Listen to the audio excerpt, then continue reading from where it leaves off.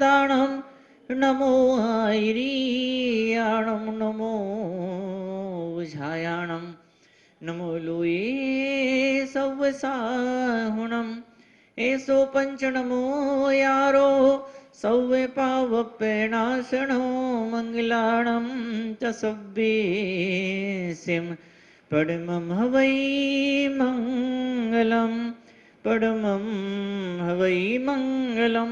बोल महावीर भगवान की। हाथ को छोटा करके परम पूज्य श्री आदि सागर जी महाराज की, परम पूज्य चाची महावीर कीर्ति महाराज की, परम पूज्य चाची विमल सागर जी महाराज की, परम पूज्य सन्मति सागर जी महाराज की, परम पूज्य चाची सुनील सागर जी महाराज की। तो आज के मंगल क्षण, दिवाली का समय था। दिवाली का समय था। एक सज्जन के घर में साफ सफाई चल रही थी। तो पत्नी ने क्या किया, ऐसा लंबा वाला डंडा लिया, लंबा वाला बांस लिया, उस बांस में उसे झाड़ू बांध दी और झाड़ू बांध के वो जाले साफ कर रही थी। तो सज्जन जब मेरे दर्शन करने को आए तो उनने मुझसे मजाक में कहा, जैसे भी सच में कहा, जिज्ञासा से मुझसे पूछा कि महाराज ये झाड़ू आपने क्यों इस बांस में डंडे में बांध के रखी है?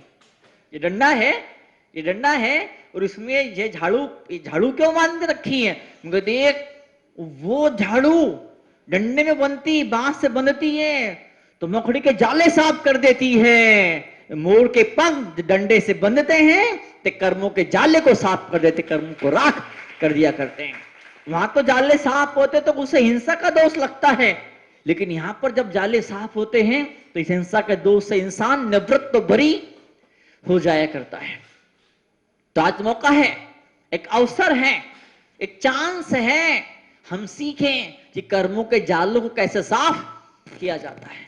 कर्मों के जालों को साफ करने के लिए हम 16 बैठे मौजूद हैं। यहां पर एक शब्द शून्य, शून्य संस्कृत भाषा का शब्द है शून्य। समझ शून्य मतलब क्या होता है कि नहीं? ये शब्द अरब कंट्रीज में गया। अरब मुस्लिम लोग यहां पर आए हैं, यहाँ के लोग वहां अरब कंट्रीज में गए व्यापार बिजनेस के लिए जहाजों के द्वारा प्राचीन काल के अंदर। और वहां पर क्या हुआ, वहां पर ये शिफर बन गया। शिफर, शून्य को उर्दू भाषा में, अरबी भाषा में शिफर बोलते, शिफर। फिर जब यात्रा आगे बढ़ी तो शब्द यूनान गया। वहां के लोग यूनान में बिजनेस के लिए गए होंगे, तो यूनानी भाषा के अंदर, लैटिन भाषा के अंदर ये शिफर का जिफर होगा। जिफर क्या होगा? जिफर। फिर वहां के लैटिन यूनान के लोग उधर इंग्लैंड गए, अंग्रेजों के पास बिजनेस के लिए गए होंगे, तो वहां पर जिफर का जीरो हो गया। किसी यात्रा चलती, शून्य क्या बन गया?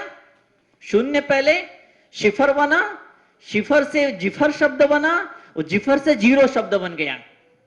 अब जिस इन भाषाओं को ज्ञान नहीं है वो क्या जाने कि शून्य और जीरो से कैसे बना। कल मैंने कहा था स्वाहा, स्वाहा का क्या बन गया?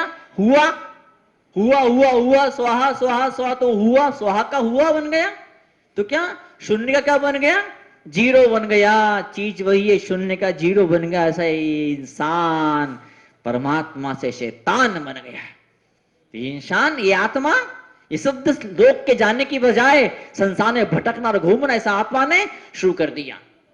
अब एक भटकन को थामने के लिए, ये भटकन रुके, ये भटकना रुके और जहां चाहिए वो मंजिल हमको मिले, उसके लिए हम यहां पर बैठे हुए हैं। एक तरफ मनराज के मुख से शब्दों की गंगा निकलना शुरू होती है। कुछ शावक ऐसे भी होते हैं कि उनकी आंखों से आंसू की गंगा निकलना शुरू होती, भीतर से दुखी होते, महाराज आप पहले क्यों नहीं मिले? आप पहले मिल गए होते तो हम तो गृहस्थी छोड़ चुके होते, हम तो मुनि बन चुके होते हैं। हम कहाँ हैं चक्कर में फंसते संसार के? बताओ आप। मैंने कहा नहीं, देखो ऐसा है, पति ने चक्कर में नहीं फंसाया है आपको, बेटों ने पोतों ने दुकान चक्कर में नहीं, भीतर कमजोरी थी। कल ब्रह्मचारी जी मुझे बोल रहे थे, बोले महाराज जी मेरी बहुत इच्छा थी आहार देने आने की, पर मैं आहार देने नहीं आ पाया। मैं क्यों नहीं आ पाए? बोले पैर में सूजन हो गई, ठंड के मौसम में पैर में सूजन हो गई। तो चक्कर में क्या हुआ, जब मैं चलता हूं तो पैर में पत्थर चुभते हैं। तो मैंने मन ही मन सोचा चलता तो मैं भी, पर मुझे पत्थर नहीं चुभते। क्यों? मुझे सूजन नहीं है। सूजन, पत्थर कब चुभ रहे हैं? जब सूजन होगी तभी पत्थर चुभने वाले हैं। ऐसे ही किसकी बात क्यों चुभती है आपको? किसकी बात चुभती क्यों है आपको? क्या कमी है? कौन सी कमी? कुछ कमी तो तभी तो बात चुभ रही है, तभी तो बात चुभ रही। कमी क्या है? क्षमा भाव की कमी है, वात्सल्य भाव की कमी है। आचार्य भगवान पूज्यपाद स्वामी इतना बड़ा लंबा सारा भक्तियां लिखते हैं, उन सारी भक्ति के लास्ट में क्या लिखते हैं? समाधि भक्ति लिखते हैं। जो जो कुछ भी उन्होंने भजन किया, जो कुछ भी उन्होंने कुछ उपदेश दिया, उन सारे उपदेशों का, सारे शास्त्र का निचोड़, कोई से मुनराज हो, कोई से भी मुनराज हो, जिंदगी भर साधना करे, भजन करे, ध्यान करे, अध्ययन करे, स्वाध्याय करे, मुनि के दुनिया भर के तप तपस्या उपवास त्याग करें, सब कुछ करें, वो लास्ट में समाधि न हुई तो पूरी साधना बेकार चली जाया करती है। तो यहां पर बोलते हैं आचार्य पूज्यपाद स्वामी समाधि भक्ति लिखते हैं, सारे शास्त्रों का सार एक समाधि भक्ति के अंदर। और समाधि भक्ति के अंदर बड़ी प्यारी प्यारी दो लाइनें आती हैं। सबसे पहले आचार्य भगवान लिखते हैं, प्रथम करणम चरणम द्रव्यम नमः। पहले मां जनवाणी को नमस्कार करते हैं आचार्य पूज्यपाद स्वामी। क्या समाधि की शुरुआत कहां से हुआ करती है? सबसे पहले समाधि की शुरुआत होती है जनवाणी माता को नमस्कार करते हैं। फिर क्या लिखते हैं? शास्त्राभ्यासो, शास्त्रों का अभ्यास होता रहे।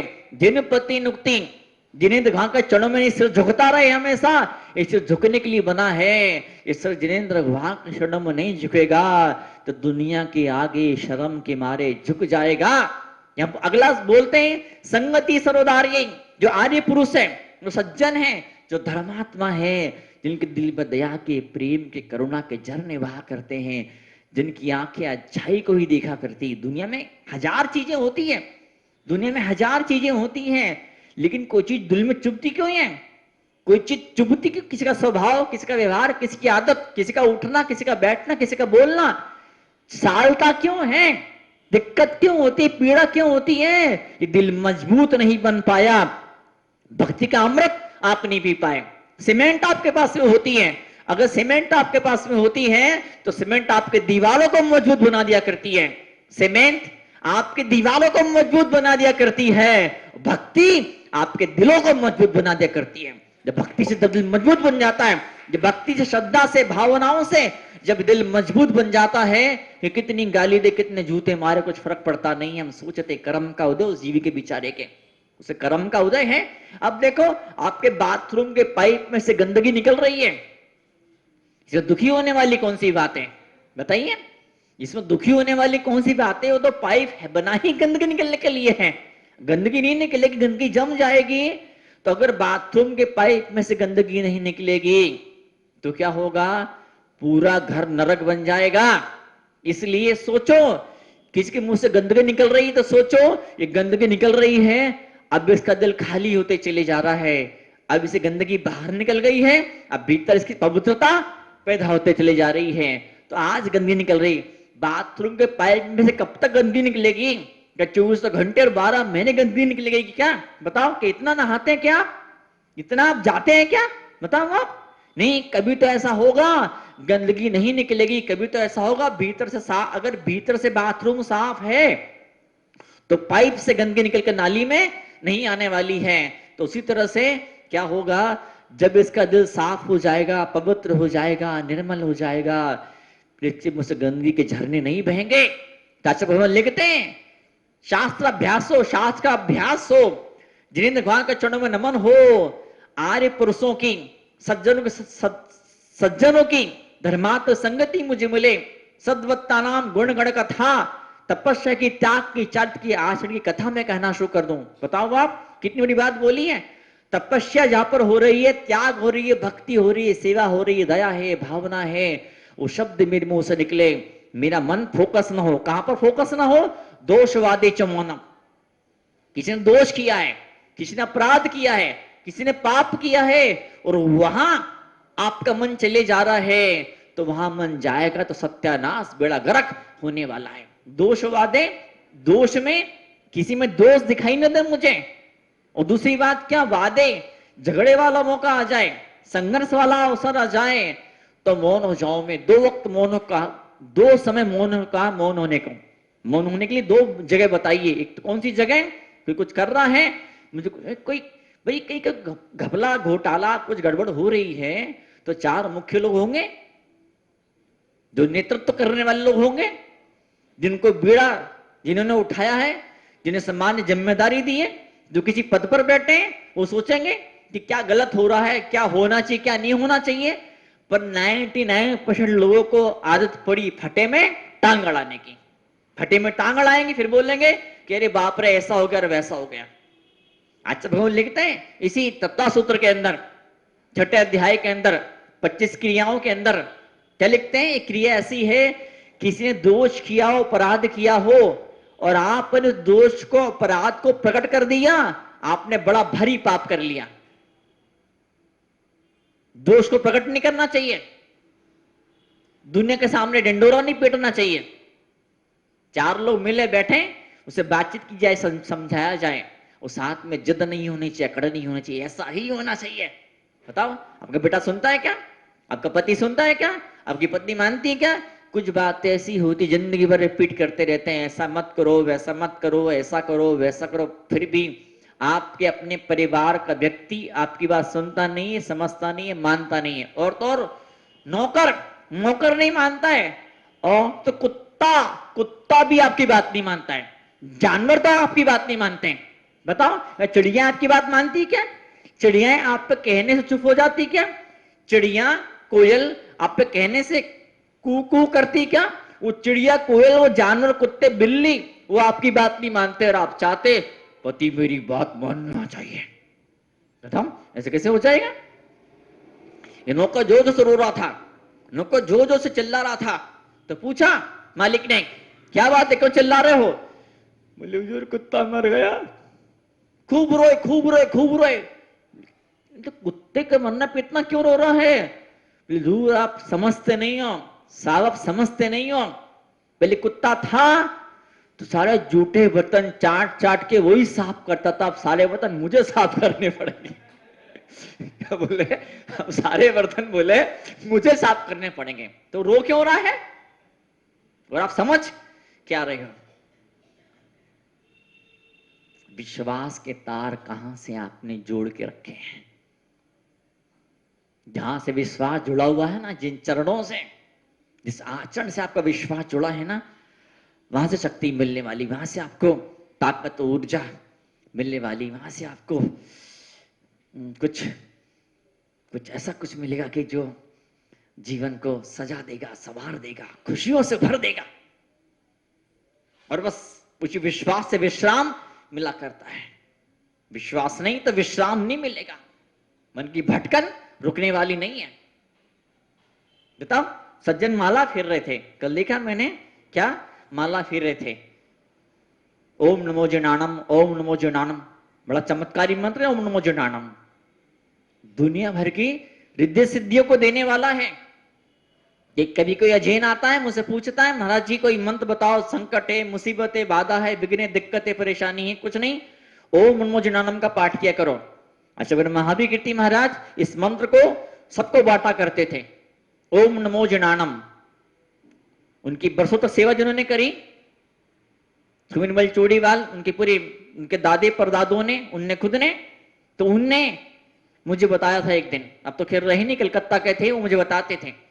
आचार्य महावीर कीर्ति महाराज बोलते थे कि ओम नमो जनानम ये बेहिसाब सिद्धियों को, ऐश्वर्य को, संपन्नता को देने वाला मंत्र है, ओम नमो जनानम। कितना छोटा मंत्र बताओ, ओम नमो जनानम।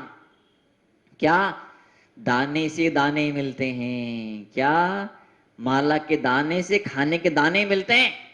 एक माला के दाने, घर में खाने के दाने। बोलते हैं घर में खाने को दाने नहीं है, दाने दाने को मोहताज हो गया, दाने दाने पर खाने वाले का नाम लिखा है। बताओ, माला के दाने होंगे, अब भगवान का नाम होगा, भगवान के नाम की माला होगी, भगवान के नाम की माला होगी, तो क्या गले में सोने की माला होगी, गले में सोने की माला होगी, गले में फूलों की माला लोग आपको पहनाने वाले हैं। माला आपके हाथ में होनी चाहिए। हाथ की माला गले की माला को लेकर के आएगी, हाथ का दाना घर में खाने को दाना लेकर के आएगा। घर में दाना तो है खाने के लिए, घर में कमी नहीं है, अभाव नहीं है, लेकिन भाई साहब को डायबिटीज है, खा नहीं पा रहे हैं, दाने तो है पर दाने का उपयोग नहीं हो पा रहा है। बताओ आप क्यों? देखो, एक शब्द है दान, दान से क्या बना? दाना। दान में एक शब्द, एक लाइन जोड़ दिया, डंडा मार दिया, क्या बन गया?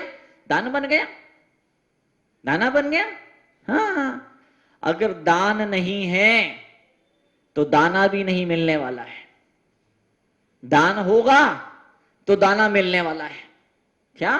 जितना बनता है, जितनी ताकत है, जितनी हैसियत है, जितनी औकात है, उतना लुटाना शुरू कर दीजिए। मुंशी तरुण सागर जी महाराज कहा करते थे, क्या कहा करते थे? भिखारी को भी दान करना चाहिए। एक दिन एक भिखारी ने पूछा कि मैं खुद को खाने को नहीं, मैं क्या दान करूं? मैं भिखारी पूछता, मैं खुद को खाने को नहीं तो मैं क्या दान करूं? तो महाराज जी ने कहा था, देखो ऐसा है, तुमको जो रोटी मिलती ना, उस रोटी का एक टुकड़ा तोड़ करके चींटी के लिए खिला दिया, चींटी को दान दे दिया करो, तो अगले जन्म में तुमको भिखारी नहीं बनना पड़ेगा। जो कुछ मिला है हमारे अपने कर्म का उदय है। ये सज्जन चौके में आए और वो जिद करने लगे, जबरदस्ती करने लगे, गुलाब जामुन खाने ही पड़ेगा। मैंने इशारे से कहा मेरा त्याग है, नहीं खाना पड़ेगा, खाना पड़ेगा। उन्हें तर्क दिया मुझे, डॉक्टर ने बोला है पिछले जन्म में आपने मीठा नहीं खिलाया था किसी को, इसलिए इस जन्म में खुद को खाने को नहीं मिल रहा है। तो मैंने कहा मेरा बाप ये क्या चक्कर है, ये समझ में नहीं आया मुझे। इशारा कहा मैंने कि ये क्या चक्कर है। बोले डॉक्टर बोलता है पिछले जन्म में नहीं खिलाया था, इसलिए इस जन्म में आपको गुलाब जामुन खाने को नहीं मिल रहा है। अगर इस जन्म में भी नहीं खिलाऊंगा मैं, क्या इस जन्म में नहीं खिलाऊंगा, अगले जन्म में फिर डायबिटीज होगी। मैं तो अगले जन्म में डायबिटीज ना, उसके लिए तो मुझे इस जन्म में डायबिटीज पैदा कर रहा है। क्या अगले जन्म में डायबिटीज ना पैदा हो, उसके लिए तो इस जन्म में मुझे डायबिटीज दे रहा है? ये क्या बात होगी बताओ आप। कर्म का सिद्धांत चक्र चलता, कर्म का चक्र मिलता है। चेहरे पे इतनी मुस्कुराहट क्यों है आपके चेहरे पर, बताइए? आप क्यों इतना मुस्कुरा पाते हैं? क्यों इतना मुस्कुरा पाते हैं? कोई ऐसी बात आती है, कुछ लोग के साथ जी भर के खिलखिला के हंस पड़ते हैं, लोग धीमे से हंसते हैं, धीमे से कुछ लोग हंसते हैं, कुछ लोग से मुस्कुराते हैं, कुछ लोग ऐसे होते हैं ऐसे बैठे रहते हैं मुंह बना करके, जैसे कहीं मर गया वजह से, कहीं जैसे किसी के तीसरे में आए हो। आज लोग तीसरे में भी जाते हैं तो भी लोग तीसरे में जाकर भी आजकल मुस्कुराना शुरू कर देते हैं। वहां भी उनकी हंसी थमती नहीं है, वहां भी वो कई